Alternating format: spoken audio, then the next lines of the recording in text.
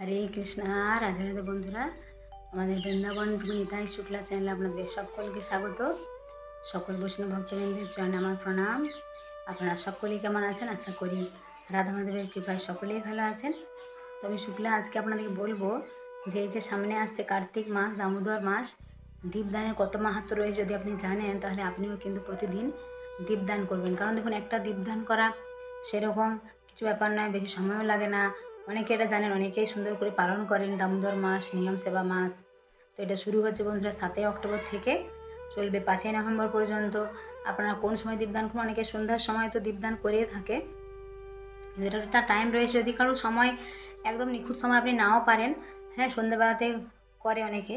আর একটা টাইম রয়েছে সন্ধ্যার পরে কিছুটা যাওয়ার পরে, আরও আধ ঘন্টা পরে অনেকে দীপদান করে দামোদর ভগবানকে। দেখবেন অনেক জায়গায় পাওয়া যায় মা যশোদা যে দামোদর লীলাটা হয়েছিল, আপনারা অনেকেই জানেন। এটা রয়েছে গোকুলে। কী করেছিলেন ভগবান শ্রীকৃষ্ণ? দেখুন, সবসময় যে ঘটনাগুলো হয় এগুলো সব ভগবানের কিন্তু লীলা। তো ভগবান কী করেছেন, যখন ছোটোবেলায় ভগবান কী করেছিলেন, একবার তিনি খেলা করছিলেন, তিনি তো খুব দুষ্টুমি করতেন গোপাল। তো মা যশোদা কী করেছিলেন, তাকে গোপালকে উদু খোলের সাথে বেঁধে রেখেছিলেন।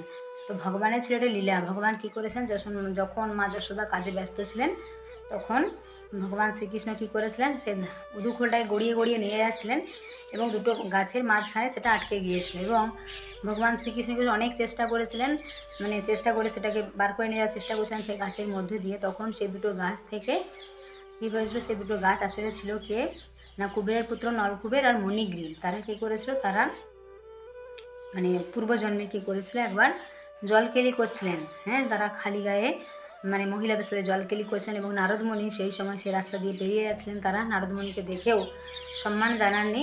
তখন নারদমণি তাদেরকে অভিশাপ দিয়েছিলেন যে তোমরা বৃক্ষজনী প্রাপ্ত হও।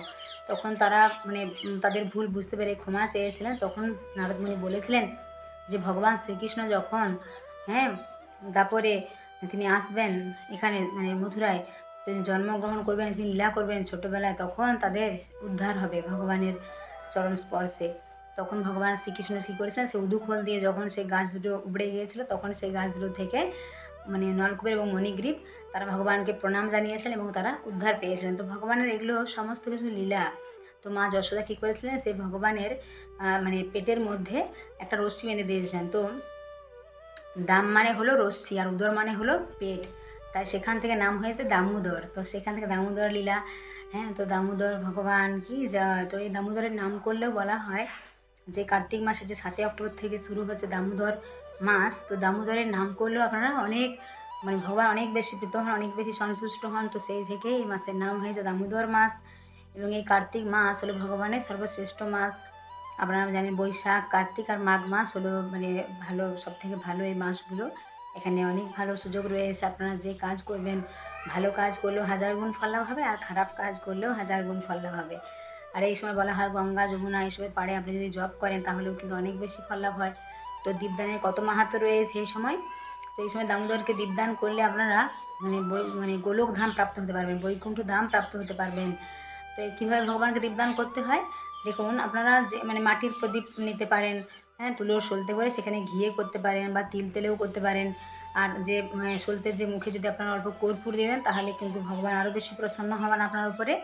তো এটা হয় অনেক মন্দিরে মন্দিরে হয়, সন্ধ্যাবেলা দীপদান অনুষ্ঠান হয়, সবাই লাইন দিয়ে পরপর দামোদর ভগবানকে দীপদান করে।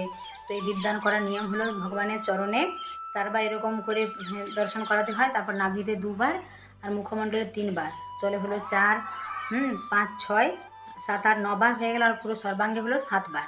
তো এইভাবে 4বার, 2বার চরণে 4বার, নাভিতে 2বার, মুখমণ্ডলে 3বার, পুরো 9বার, আর সর্বাঙ্গে হলো 7বার, এইভাবে 16বার। তো একটা গান রয়েছে দামোদর অষ্টকম, নমামি স্বরম সচ্চিদানন্দ রূপম। তো অনেকে এই গানটা মুখস্থ করতে পারেন না, এটা আপনারা মোবাইলে যদি ইউটিউবের মাধ্যমে ডাউনলোড করে নেন তাহলে সেই সময় চালিয়ে যেতে পারেন। একটা সুন্দর সুরেও হয়, নমামি স্বরম সচ্চিদানন্দ রূপম লসত কুণ্ডলঙ্গ কুলে ভ্রজমানম। এরকম করে একটা সুন্দর গান রয়েছে দামোদর অষ্টকম। তো এটা দিয়েও যারা পারবেন, এই গানটা দিয়ে অনেকটা রয়েছে এটা।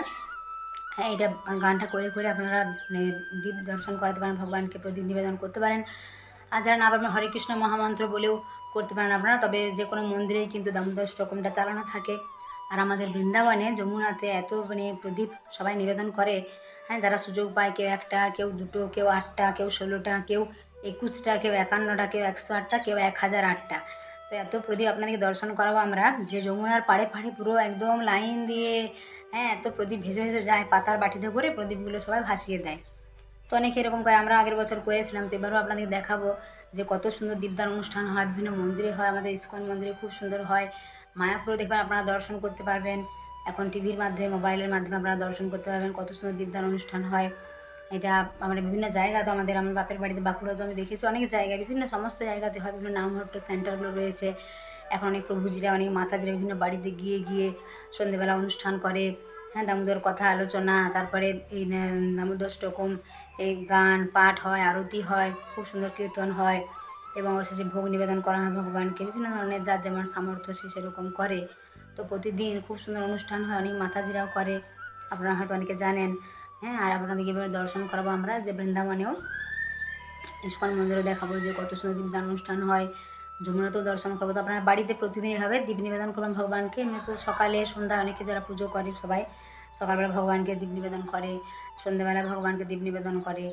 দামোদর মাসে আপনারা এগুলো যদি করেন তো ভগবান অনেক বেশি কৃপা লাভ করতে পারবেন। একটা ঘটনা রয়েছে, আপনারা বলা হয় যে এই সময় যে প্রদীপ, মানে কোনো অন্য কেউ একজন প্রদীপ ভগবানকে নিবেদন করেছে, সেই প্রদীপটা হয়তো একদম কম জ্বলছে, আপনি যদি সেই প্রদীপের যে সলতেটা সেটা যদি একটু বাড়িয়ে দেন, যদি আরও বেশি আলোকিত হয়, তাহলেও কিন্তু আপনি ভগবানের অনেক বেশি প্রিয় হয়ে উঠতে পারবেন।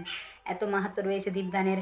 বলা হয় হরিভক্তি বিলাসে রয়েছে, একটা ইঁদুর কী করেছিল, এরকম একটা প্রদীপের সলতে একদম নিভু নিভু হয়ে গেছিলো। সেই সময় সেই ইঁদুর ভেবেছিল যে সেই প্রদীপের সলতে তেলটা খাবে, এরকম করে সে গিয়েছিল, এবং কী হয়েছিল, সেই মানে তেলের মানে প্রদীপের যে সলতের মুখটা একটু বেড়ে গেছিলো এবং অনেক বেশি জ্বলছিল, এবং প্রদীপ মানে ইঁদুরটা সে আগুনে পুড়ে তার দেহান্ত হয়ে গেছিলো। তো সেই মানে ইঁদুরটা কিন্তু গোলকধাম প্রাপ্ত হয়েছিল। হরি বল। তো দেখুন কত মাহাত্ম্য রয়েছে দীপদানের।